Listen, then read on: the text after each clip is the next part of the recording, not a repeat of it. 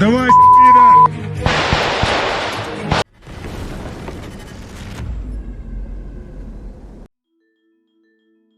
Between mid-October and November 1st, 2025, Ukraine carried out at least 15 strikes on Russian energy facilities. The main targets were high-voltage substations and thermal power plants. According to the drone bomber OSINT resource, 1.5 to 2 gigawatts of generating capacity was disabled or damaged, which is about 3 to 4% of the total electricity production in Russia. The most critical facility was the 750 kilovolt Vladimirskaya substation, which was hit twice.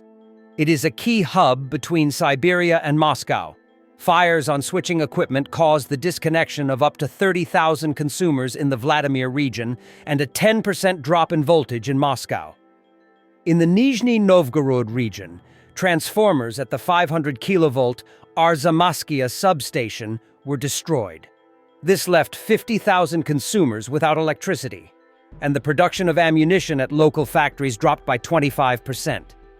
In the Voronezh region, a fire broke out at the Veshkaima 500 kilovolt substation on auto transformers. As a result, 15,000 villagers were left without electricity, and mobile networks in the region collapsed by 40%. The Balashovskaya 500 kilovolt substation was attacked twice in the Saratov region. More than 100,000 households were disconnected, and a 15% drop in voltage was recorded. The Saratov oil refinery was partially shut down. In the Bryansk region, the 110 kilovolt Trubchevsk substation was hit. Up to 15,000 residents lost power. Hospitals were disrupted, and 200 people were evacuated. The 750 kilovolt Novobryanskaya substation was also damaged, resulting in the loss of 500 megawatts of power and a 15% reduction in electricity exports to Belarus. The 220 kilovolt Alchevsk substation was damaged in the occupied territory of Donbass. The strike caused localized blackouts and a 50% reduction in water supply. In the Kursk region, 20,000 people were left without electricity due to the damage to the 110 kilovolt Zheleznogorsk substation. Hospitals were evacuated in the region. The Rilsk substation was also damaged, leaving several villages without electricity and heat. In the Rostov region, the 110 kilovolt Novaya Tavaljanka substation was attacked. The fire damaged adjacent lines, leaving 10,000 consumers without electricity. Local airfields are experiencing power shortages. The strike on the CHP plant in the city of Klintsy led to the shutdown of the boiler unit. 300,000 residents were left without heat and hot water, and energy losses amounted to 200 megawatts. And Oriel suffered 2 hits to its thermal power plant. More than 100,000 consumers were left without electricity and heat for 12 to 18 hours. Total losses exceeded 1 gigawatt, and the airport was temporarily closed. In total, the attacks caused emergency blackouts in at least 7 regions, grid overload, and reduced system stability. Special forces of the State Border Guard Service of Ukraine, together with the Defense Intelligence and service members of the 3rd Army Corps, killed a dozen invaders, including a Belarusian citizen, during a gunfight. The State Border Guard Service of Ukraine released a video of the operation on its social media accounts. Members of the Dozor Special Forces Unit carried out raid assault operations against enemy positions within the 3rd Army Corps' area of responsibility in the Donetsk region. The clash resulted in the deaths of 13 Russian servicemen.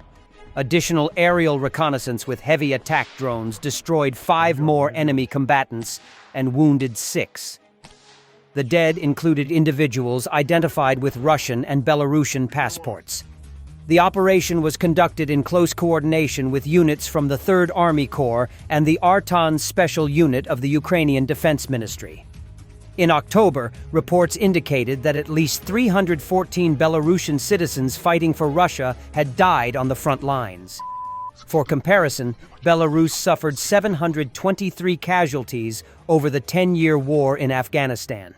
According to the I Want to Live project, 1,338 Belarusians fought against Ukraine, with nearly 1 in 4 already killed.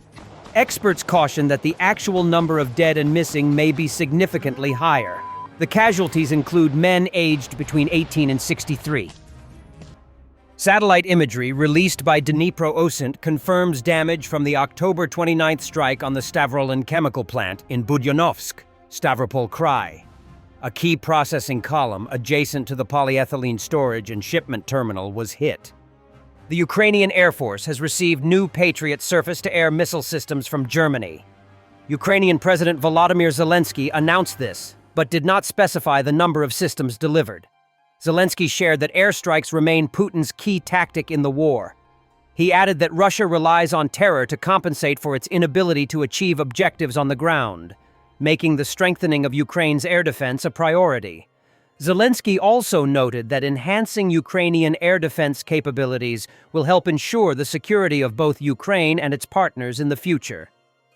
Since our security is indivisible, our air defenses must protect all of us, the president said. He noted that negotiations on further upgrades are ongoing at both the government level and directly with the system manufacturers. On September 9th, it was reported that the first Patriot launchers from Germany had already arrived in Ukraine. The delivery of the promised systems was planned in 2 stages, with the second stage apparently now complete. Recently, it was also reported that Ukraine and the United States are preparing a major purchase of 25 Patriot systems. Several countries are already in line for production of these systems, but Ukraine expects priority due to political agreements. According to publicly available information, Ukraine currently operates around 6 Patriot batteries, capable of intercepting cruise missiles, drones, and ballistic missiles such as the Iskander and Kinjal. 3 large unidentified drones were again spotted over Kleine Brogel Air Base, which belongs to the air component of the Belgian Armed Forces, marking the second such incident over the weekend, Reuters reported. According to Belgium's Ministry of Defense, the flight paths clearly indicated targeted surveillance of this particular base. At the scene, the military used electronic warfare systems to jam the drone's control signal, but this proved ineffective. The communication channel remained active. Meanwhile, police and a helicopter followed the drones, but lost them a few kilometers from the base. Kleine Brogel is home to the 10th Tactical Wing of the Belgian Air Component, equipped with F-16 AM/BM fighter jets, and hosts the U.S. Air Force's 701st Munitions Support Squadron. Under NATO's nuclear sharing program, the base stores B-61 series nuclear bombs.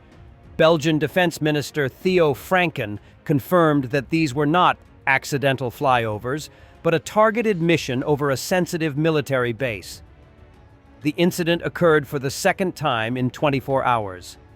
Authorities are conducting an investigation. Earlier, swarms of drones had already been detected over other military areas in the country.